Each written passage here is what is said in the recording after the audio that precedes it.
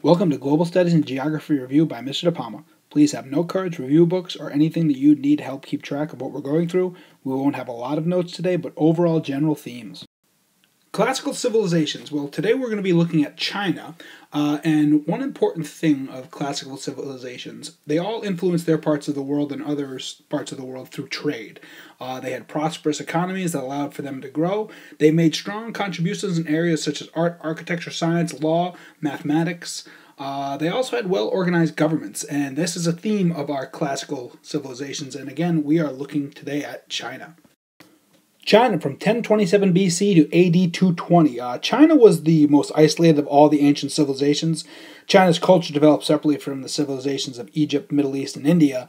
If you remember from our last video, they refer to themselves as the Middle Kingdom.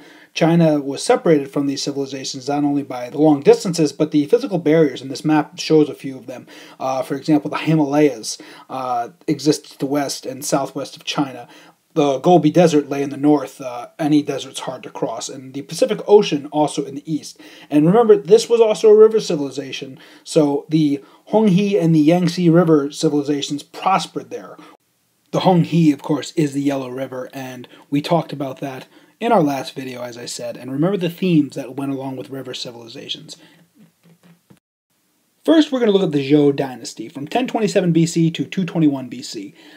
They made a very important contribution to China overall. They began this process called the Mandate of Heaven, or the dynastic cycle. And real quick information with that, the Zhou told people that their gods had become angry at the former rulers, the Shang, because they were cruel, and they had chosen the Zhou to rule.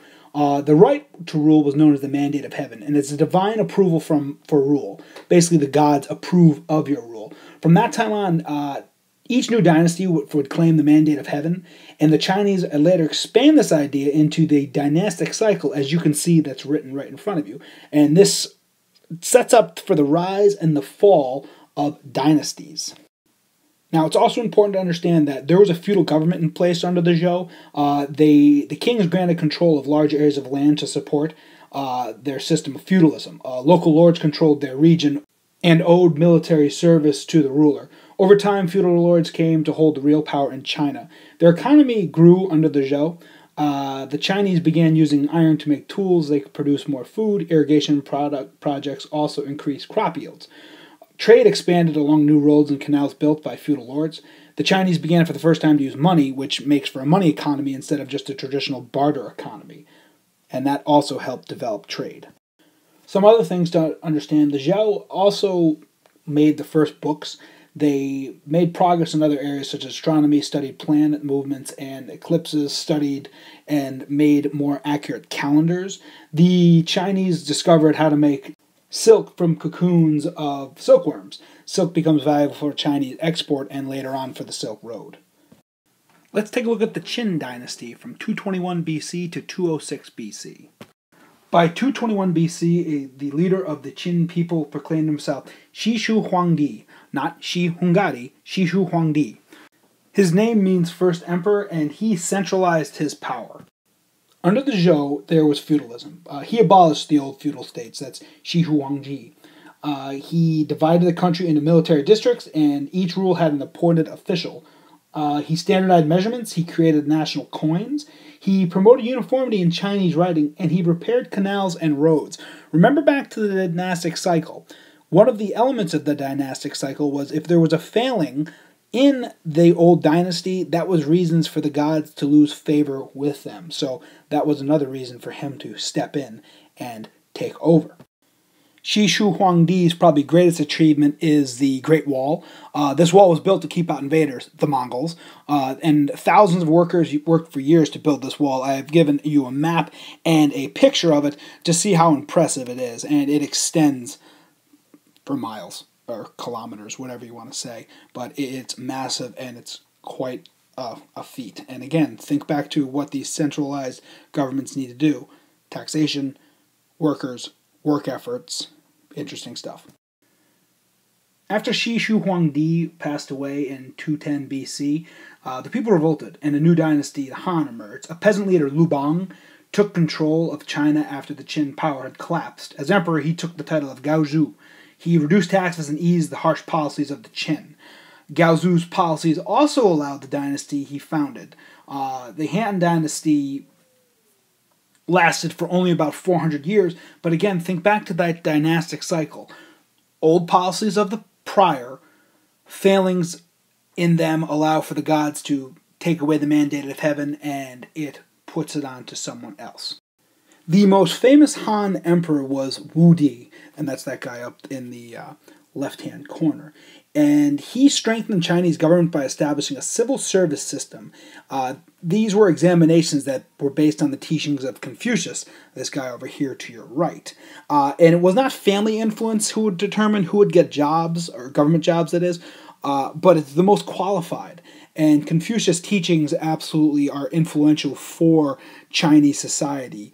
Even there's still roots of it to this day. Wudi also strengthened the economy and improved canals and roads. Again, think back to the dynastic cycle. When old dynasties failed, the gods would take off their blessing, and then a new dynasty was ready to take over.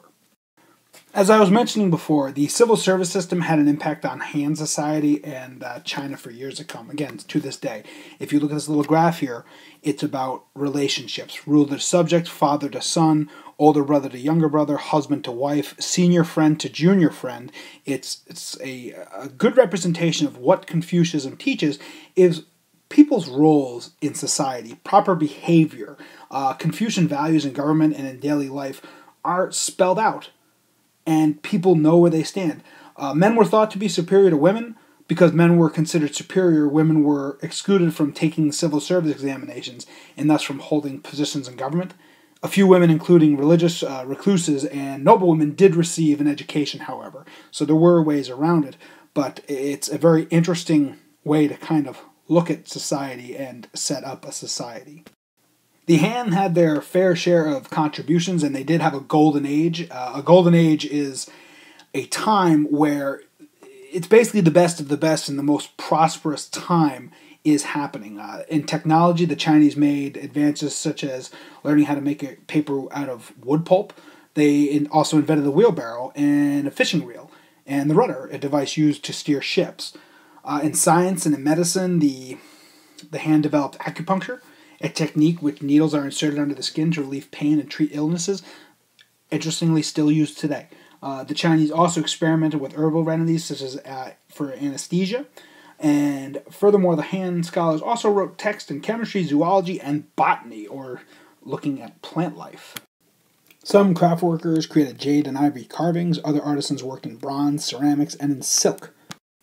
A quick note on the Golden Age. Usually we will see this as a theme in most of our classical civilizations, but it's where, as I said before, it's an apex, and usually it's followed by, it has a wonderful ruler in it, and then maybe less able-bodied rulers or maybe less prosperous times after this. So again, a Golden Age is something that we see as a theme throughout classical civilizations. In conclusion, I wanted to leave you with some quotes by Confucius. I'm a firm believer that truth is truth, and we see some of the themes here. They will absolutely parallel with other things that we will come across later on, so keep that in mind.